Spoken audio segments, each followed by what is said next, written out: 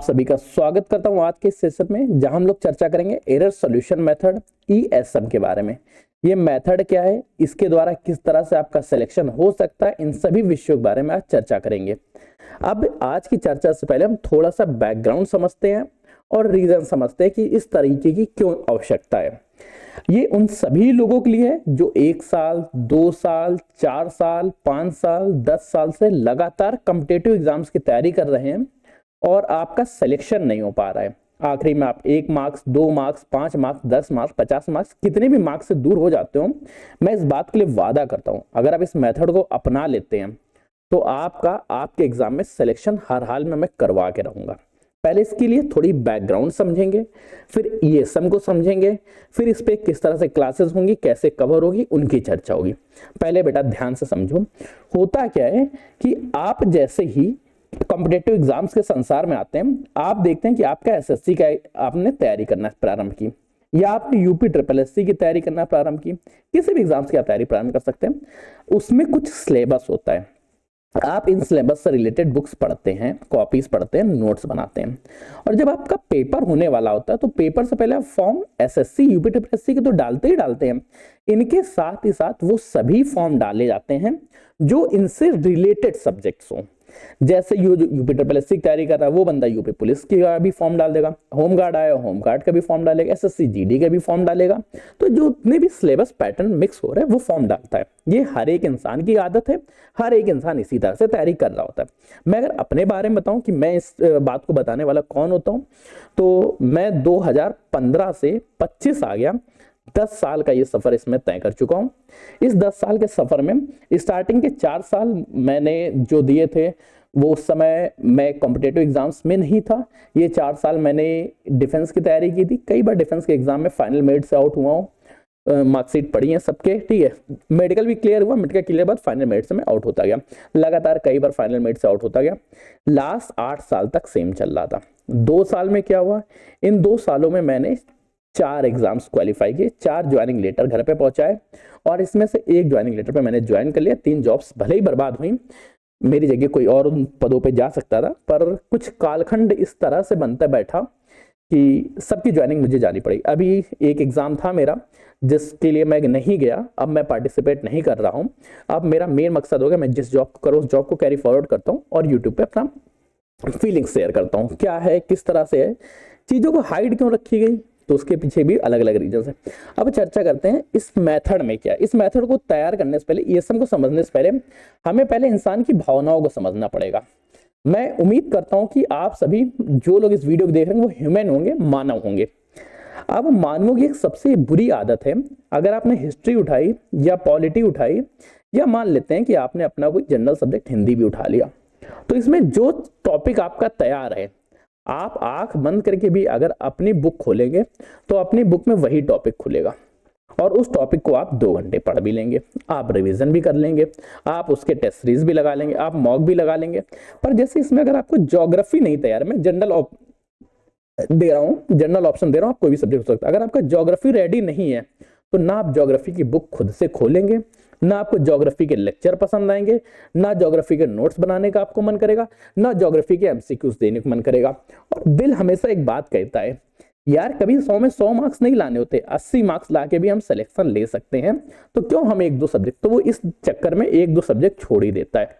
आप लोगों में से जितने भी कैंडिडेट्स होंगे, हमेशा बेटा इस बात को ध्यान देना, आप भी यही करते होंगे कि जो सब्जेक्ट आपके स्ट्रांग है उसको आप अच्छे से पढ़ते होंगे, जो वीक है उसको छोड़ देते होंगे, लेट इट बी गो। मैंने भी यही गलती की, आप भी ये गलती कर ही रहे होंगे।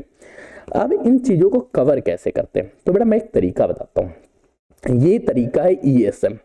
ईएसएम मेथड क्या कहता है, एरर सॉल्यूशन मेथड। अब इस मेथड को कवर करने से पहले आपको 2 चीज पता होनी चाहिए। पहला, आपको आपके सब्जेक्ट्स का डिटेल टॉपिक वाइज एनालिसिस होना चाहिए। जैसे मैंने कई बार आप लोगों को सिलेबस दिया, हिंदी का सिलेबस दिया तो हिंदी के सिलेबस में मैंने लगभग 92 टॉपिक्स लिख दिए, हिस्ट्री का टॉपिक दिया तो हिस्ट्री में भी लगभग 40-50 लाइन से ज्यादा का सिलेबस हो जाता। तो ऐसे एक डिटेल सिलेबस पता होना चाहिए। अब डिटेल सिलेबस पता होने के बाद आपको करना क्या है, जस्ट एक फ्रेश पेज और बताते हैं। हफ्ते को आप 2 पार्ट्स में डिवाइड कर लो, ठीक है। पहला मंडे, ट्यूसडे, वेडनेसडे। वेडनेसडे के बाद फिर आएगा बेटा आपका थर्सडे, फ्राइडे और सैटरडे। और संडे आपका अलग रहेगा। ठीक है, अब बेटा आपको करना क्या है, सबसे पहले जैसे आपको एक गोल अपना डिसाइड करना है। आप अभी आंख बंद करिए और सोचिए कि आपको क्या बनना है। मैं मान लेता हूं कि आपको यूपीएसआई बनना है, उत्तर प्रदेश में दरोगा बनने का मन है। आप क्या करेंगे, या आपका एसएससी का मन है, या आपका उत्तर प्रदेश में लेखपाल बनने का मन है, आपका कुछ भी मन हो सकता है, आपका मन है, मैं कौन रोक सकता हूं। आप अपने मन के हिसाब से सोच लीजिए। पहले आप इसका एक बार सिलेबस कवर कर लेना। ठीक, मंडे के दिन आप एक टेस्ट पेपर देंगे। ये टेस्ट पेपर किसी भी संस्थान से आप दे सकते हैं, कैसा भी हो। अब इस टेस्ट पेपर में मैं मान के चलता हूं कि आपके 50 क्वेश्चन सही हुए और 50 क्वेश्चन आपके गलत हो गए। तो ये जो गलत क्वेश्चन हुए, इन गलत क्वेश्चंस के आपको पॉइंट टॉपिक नोट करने हैं। जैसे अगर आपका कोई क्वेश्चन 1857 की क्रांति से गलत हुआ तो आपको लिख लेना है 1857। ज्योग्राफी में आपका कोई क्वेश्चन वायुमंडल से गलत हुआ था तो आपको वायुमंडल लिख लेना है। ऐसे ही आप 50 के 50 टॉपिक लिखेंगे। जैसे मान लेते एक और एग्जांपल ले लेते हैं, हिस्ट्री में मान लेते हैं हिंदी में आपका संधि से रिलेटेड टॉपिक गलत तो संधि लिख देंगे। ठीक है, अब ये बेटा आपकी ईमानदारी पे काम करेगा। इस पर मैं काम कर रहा हूं, कुछ ही दिन में हमारे एप्लीकेशंस पे भी इस बात का फीचर्स आ जाएगा। अभी हमारी काम चल रहा है इस पे। मंगलवार और बुधवार इन 2 दिनों में इन 50 टॉपिक के हैंड रिटन नोट्स आपको तैयार करने हैं। क्या बेटा, हैंड रिटन नोट्स तैयार करने हैं। और ये पढ़ेंगे कहां से, मन हो यूट्यूब पे सर्च कर लो, या आपके पास कोई टीचर कोई गाइड हो ऐसा जो आपको ये टॉपिक्स पढ़ा सके तो उस गाइड या उस टीचर तक पहुंच जाओ। कोई बुक हो तो उस बुक से पढ़ लो। ये 50 के 50 टॉपिक फिर नेक्स्ट डे आपको पढ़ना है, नेक्स्ट डे आपको तैयार करना है, आपको छोड़ना नहीं है। आपके टॉपिक्स फिर यहां से गलत नहीं होने चाहिए। 50 के 50 टॉपिक आपको पढ़ने हैं, केवल पढ़ने हैं और नोट्स बनाने हैं। और ये डिटेल्ड नोट्स बनाने हैं, ये भी नहीं कि एक एक लाइन लिख के छोड़ दोगे। जैसे ही आप ये नोट्स बना के खत्म हो गए तो 2 दिन से ज्यादा भी समय लग सकता है, 2 दिन से कम भी, पर 2 दिन का समय दिया गया। अगर ज्यादा समय लग रहा है तो 24 की जगह आप समय तो नहीं बढ़ा सकते हो। ये है कि आप थोड़ा अपना सोने का टाइम कम कर लेना यार स्टार्टिंग में। फिर आप पहुंच जाएंगे गुरुवार को या थर्सडे को। थर्सडे के दिन आपको दूसरा टेस्ट पेपर देना है। अब इस टेस्ट पेपर में क्या होगा, जो पहले 50 क्वेश्चन जिन टॉपिक से सही हो रहे थे वो तो हो रहे होंगे, लेकिन इन्हीं 50 में से हो सकता है कि 40 नए टॉपिक आ गए हो, 10 नए टॉपिक मान लेते हैं, इसमें से अभी 40 क्वेश्चन आपके सही हुए। अब क्या होगा, ये जो 50 टॉपिक आपने पढ़े हैं, इन 50 के 50 नहीं सही होंगे। इन 50 में से 30 ही टॉपिक सही होंगे, 20 अभी भी आपके गलत हो रहे होंगे। और 20 टॉपिक ये गलत होंगे, 10 नए टॉपिक गलत हो जाएंगे। टोटल आपके अभी भी 30 टॉपिक गलत हो रहे होंगे। ये 30 टॉपिक से फिर से आपको नोट्स बनाने हैं। अब आपके गलत होंगे, जैसे हिस्ट्री में आप 1857 क्रांति पढ़ चुके थे, कोई दूसरा टॉपिक गलत हो, मान लेते हैं अकबर से रिलेटेड टॉपिक गलत हो गया था। और ज्योग्राफी में आपका इस समय गलत हो गया, वायुमंडल गलत हो गया था, सौरमंडल गलत हो गया, संधि की जगह आपका समास गलत हो गया, या कोई, जैसे ये 30-40 टॉपिक जितने भी निकलेंगे। फिर नेक्स्ट 2 दिनों में क्या करना है, इन 2 दिनों में आपको फ्राइडे और सैटरडे के दिन इसके नोट्स बनाने हैं। और ये टॉपिक वाइज नोट्स होंगे, topic wise hand retain notes होंगे, हैंड रिटेन के साथ ये डिटेल नोट्स होंगे। इसके सेशन आपको कहीं पर भी मिल सकते हैं, जहां भी आप ढूंढना चाहें। और जैसे ही आप इसके नोट्स बना लेंगे, संडे के दिन केवल आपको सुपर रिवीजन करना है। सुपर रिवीजन का मतलब क्या है, ये टॉपिक्स जो आपने हैंड रिटन नोट्स बनाए हैं, केवल ये हैंड रिटन नोट्स का रिवीजन करना है और कुछ करना ही नहीं है।